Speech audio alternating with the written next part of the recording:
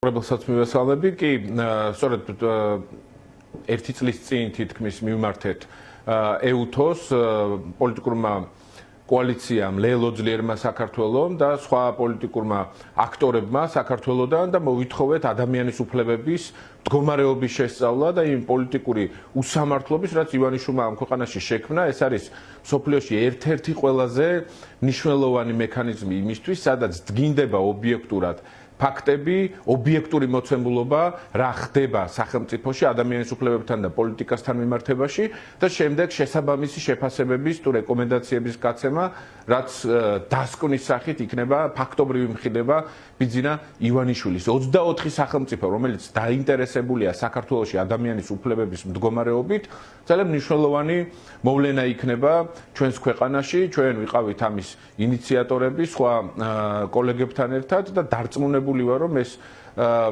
ფორმატი იმუშავებს წარმატებულად საქართველოს მოქალაქეების საკეთილდღეოდ და ბიძინა ივანიშვილი მიიღებს თავის ობიექტურ სურათს, რამდენად ავტორიტარია, რამდენად დამნაშავეა ადამიანის უფლებების სისტემურ და მასიურ დარღვევებში და როგორ ცდილობს გაანადგუროს საერთოდ პოლიტიკური პროცესი ამ ქვეყანაში. დიდი ინტერესით ველოდებით და ძალიან გვიხარია, რომ ის გზა, ის მეთოდი, რომელიც ჩვენ გამოვიყენეთ დამატებითი ინტერესის შესაქმნელად საქართველოს მოქალაქეების უფლებებისადმი, წარმატებული აღმოჩნდა და 24-მა სახელმწიფომ, 24-მა ქვეყანამ დაუჭირა ამ გადაწყვეტილებას თუ კენჭისყრაზე ხმა.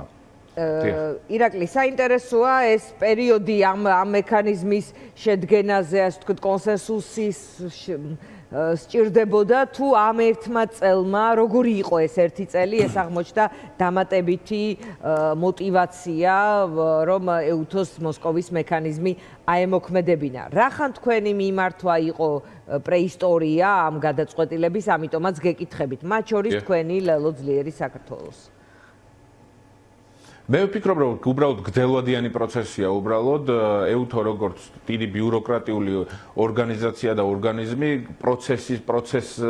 ბიუროკრატიულ პროცესს, სამართლებრივ პროცესს ქმნის, რასაც დრო დაჭირდა, თორე ერთი წლის წინაც ირღვეოდა უმძიმესად ამ ქვეყანაში ადამიანის უფლებები, უკვე არსებობდა რუსული კანონი, უკვე არსებობდა მედიის შემზღუდავი კანონმდებლობა, უკვე არსებობდა 10,000-ობით თუ მეტი არა მოქალაქე, რომელიც უსამართლოდ ან დაჯარიმებული იყო, ან დარბეული, ან დაკავებული და ასე შემდეგ. პოლიტპატიმრები უკვე არსებობდნენ ქვეყანაში, ამიტომ ერთი წლის წინაც რომ ემსჯელოთ და მიეღოთ გადაწყვეტილება და კენჭისყრაზე დაეყენებინათ, იგივე შედეგი იქნებოდა, უბრალოდ ეს ერთი წელი დაჭირდა იმ ბიუროკრატიულ სამართლებრივ პოლიტიკურ მუშაობას, რაც EUTOS და მსგავს დიდ საერთაშორისო ორგანიზაციებს ახასიათებს, რომლებიც იკვლევენ სკრუპულოზურად, შემდეგ აყენებენ კენჭისყრაზე, საერთოდ რელევანტურია თუ არა მსგავსი საკითხების კენჭისყრაზე დაყენება და შემდეგ იღებენ გადაწყვეტილებას. 24 ქვეყნის ინტერესი არის უმნიშვნელოვანესი და კიდევ ერთხელ მინდა ხაზი გაუსვა 24 სახელმწიფო, რომელიც არის მეგობრულად და ინტერესით გამსჭვალული საქართველოს ბედის და საქართველოს მოქალაქეების მიმართ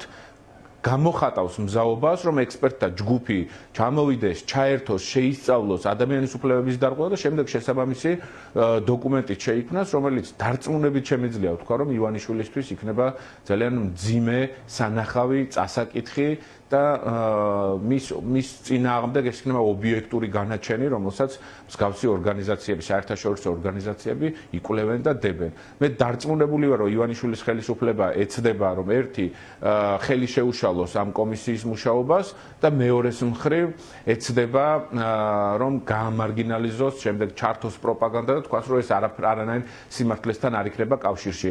სხვათა შორის უნდა ითქვას, რომ ეს მოსკოვის ფორმატი, რაც ქვია ამ სამუშაო ჯგუფს, ქვია იმიტომ, რომ სწორედ პუტინის რუსეთის წინააღმდეგ ამუშავდა პირველი ესეთი ექსპერტული ჯგუფი, რომელმაც შეისწავლა პუტინის რუსეთში მძიმე დანაშაულებები თავისი მოქალაქეების წინააღმდეგ და ამიტომ ქვია ეს ფორმატი, რომელიც ყურში მეც კი ცუდად მხვდება, თუმცა შერჩა ეს ფორმატი იმ ქვეყნის დედაქალაქის ფორმატის სახელწოდება, მოსკოვის ფორმატი, რომელიც სადაც ყველაზე მეტად ირღვევა მათ შორის ადამიანის უფლებები. ჩვენ გავაგრძელებთ ბრძოლას, შრომას, მიუხედავად იმისა, რისი ინტერესი აქვს ბიძინა ივანიშვილს და რა სურვილი აქვს და წინააღმდეგობა საქართველოს და ქართული ხალხის წინააღმდეგ ზოგადად ამ ქვეყანაში და საერთოდ პოლიტიკის მიღმა. კი ბატონო, მოსკოვის მექანიზმი დასაზუსტებელია, შეიძლება მოსკოვში რაღაც დოკუმენტის მიღებას 1991 წელს მიუღიათ, მოკლედ ამას დავაზუსტებ. მანამდე მინდა კითხოთ ასევე იმ საკანონმდებლო ინიციატივების პაკეტის შესახებ, რომელიც გუშინ გახდა ცნობილი, რისი თქმა სურს ამით ხელისუფლებას, რომ მიუხედავად რეპრესიული კანონმდებლობისა, არაერთისა, მათ შორის, რომელიც არასამთავრობო ორგანიზაციების, პოლიტიკურ საქმიანობას და სხვადასხვა, ეს ვთქვათ, კონტროლს აწესებს, ამის მიუხედავად რაღაცები ისე არ ხდება მაინც, როგორც დაგეგმეს და ჩაიფიქრეს და ეხლა გადაწყვიტეს რაღაც სრულმასშტაბიანი კონტროლის დაწესება. აი, როგორ შეიძლება პოლიტიკურ ენაზე აუხსნათ საზოგადოებას, რა სურს ხელისუფლებას გუშინდელი საკანონმდებლო ინიციატივით? გუშინდელი საკანონმდებლო ინიციატივები არის ისეთი წარმოუდგენელი სიბეცე და დანაშაული დემოკრატიის და საერთოდ საკუთარი სამშობლოს წინაშე, რომ ამის ახსნაც ძალიან რთულია. პოლიტიკურად ვეცდები რომ არ ვისაუბრო, პირიქით ვეცდები რომ ვისაუბრო. მაგალითი რომ დავინახოთ, რა წერია ამ დოკუმენტში, ეგრეთ წოდებულ საკანონმდებლო ინიციატივებში, რომელსაც შექმნიან, შემდეგ დაასახიჩრებენ, რაღაცა გამოშიგნავენ, მიამატებენ, უფრო გააბოროტებენ და ასე შემდეგ. უბრალოდ დღის წესრიგი შექმნათ უნდათ პარალელურად ამ მძიმე პოლიტიკური თემებით. პირველი რო ავიღოთ. გვეუბნება ქართული რომ ხალხი შფოთავს რაღაც არასამთავრობოები, წუხან იურისტები, წუხან პოლიტიკოსები, ეს სასიამოვნო დღის წესრიგია მათთვის, ანუ ამ ორომტრიალში თავს კარგად გრძნობენ? კი, იმიტომ რომ მაშინ როცა ამ ქვეყანაში ფასები იზრდება, ყველაფრის ფასი იზრდება, საერთოდ კომუნალური ლაპარაკობენ ირაკლი.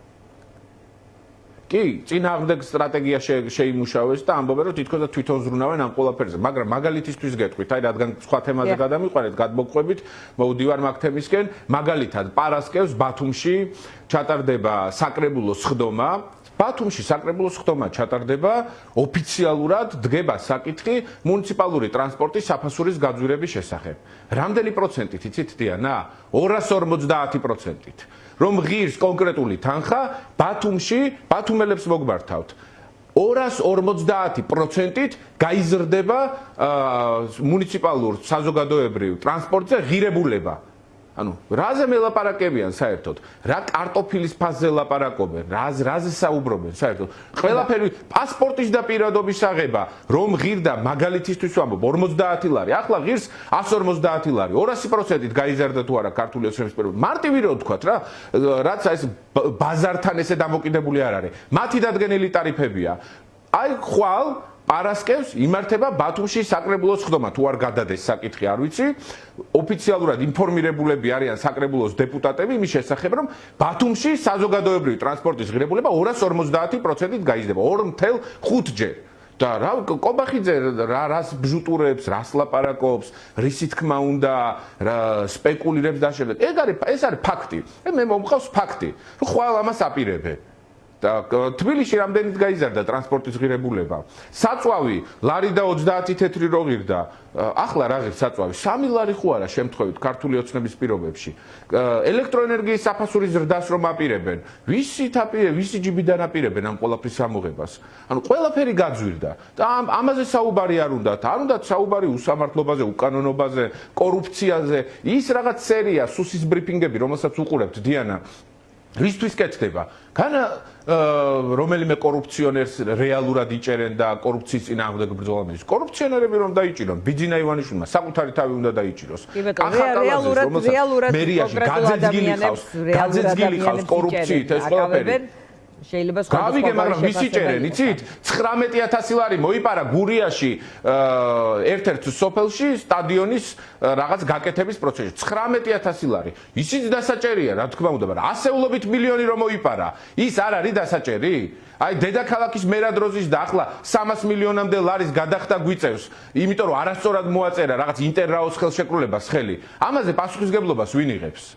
მათ 300 მილიონი ლარი რო გადასახდელი აქვს დღეს ქართულ სახელმწიფოს და ამის პარალელურად 100 მილიონი ლარი დააკლეს ანაკლიის სპორტის მშენებლობას, რომელსაც არ აშენებენ. 100 მილიონი ლარი 2026 წლის ბიუჯეტიდან დიანა ამოიღო ქართულმა ოცნებამ და რა გააკეთა ეს 100 მილიონი ლარი ინტერრაოს რუსულ კომპანიას რუსეთში უნდა გადარიცხოს.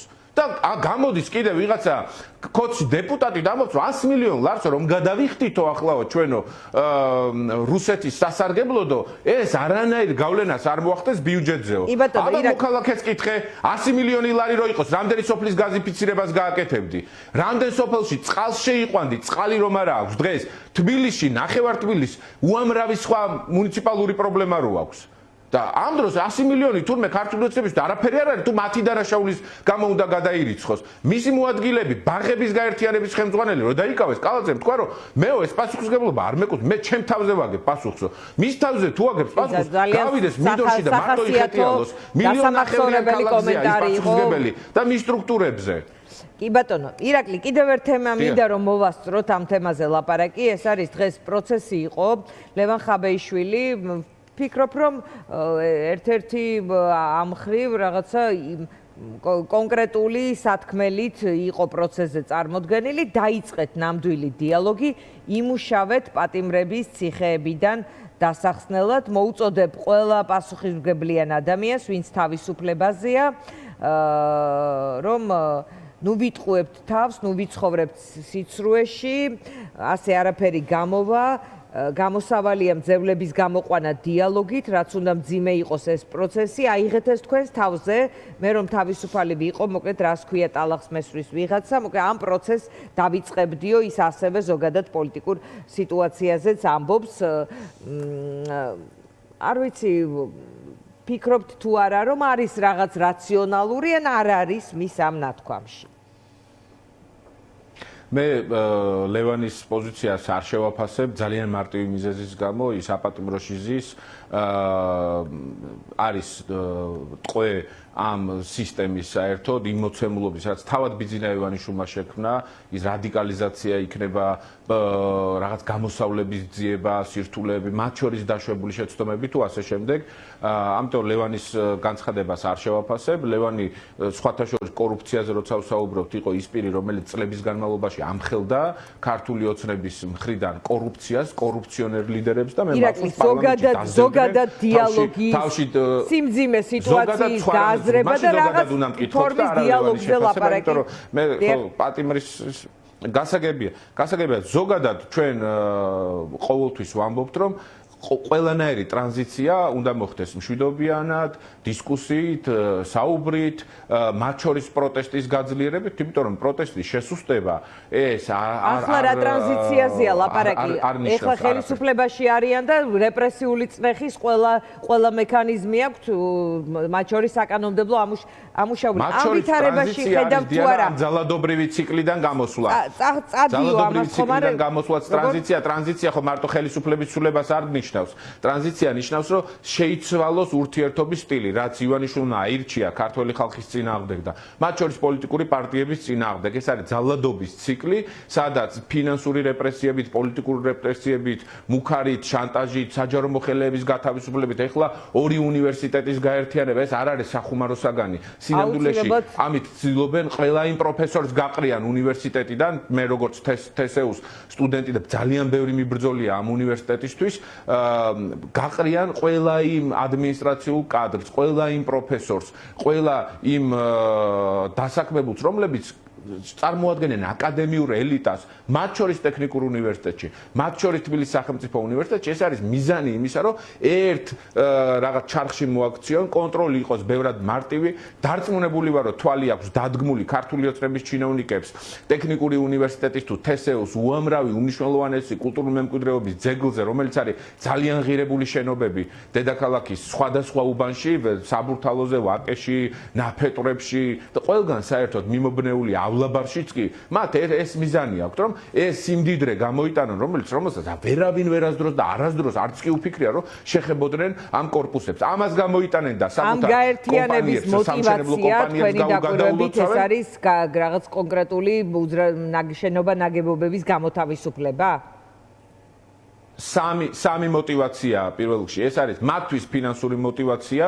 იმისთვის რომ ხელში ჩაიგდონ უმნიშვნელოვანესი სიკეთე კერძო საკუთრება რომელიც გააჩნია ამ ორ უნივერსიტეტს მეორე რეპრესიები განახორციელონ უნივერსიტეტში და ეს შეფუთონ როგორც რეორგანიზაციით და ოპტიმიზაციით იტყვიან რომ ამდენი ადმინისტრაციული კადრი აღარ არის საჭირო ერთი ადმინისტრაცია იქნება ორის ნაცვლად და მესამე მნიშვნელოვანი საკითხი არის ის რომ ზოგადად მათი რეპრესიული ხელი მარტივად მართავდეს. ბოდიში დიანა დაუბრუნდები პირველ შეკითხვას რაც დამისვით მე სხვა გადავედით ესე აღმოჩნდა რეპრესიულ კანონმდებლობაზე ავხსნათ კი ბატონო ვეცდები ერთ წუთში მარტივად რომ ვთქვათ რას ნიშნავს ის კანონი რაზეც დღეს გუშინ ქართული ოცნება საუბრობდა ამ ქვეყანაში არის 700,000-ზე მეტი ინდმეწარმე, მცირე მეწარმე, ეგრეთ წოდებული ინდივიდუალური მეწარმე. ქართული ოცნება ეუბნება, რომ თუ შენ ხარ ინდმეწარმე და მცირე მეწარმე, ვერანაირ პოლიტიკურ აქტივობას ვერ გააკეთებ.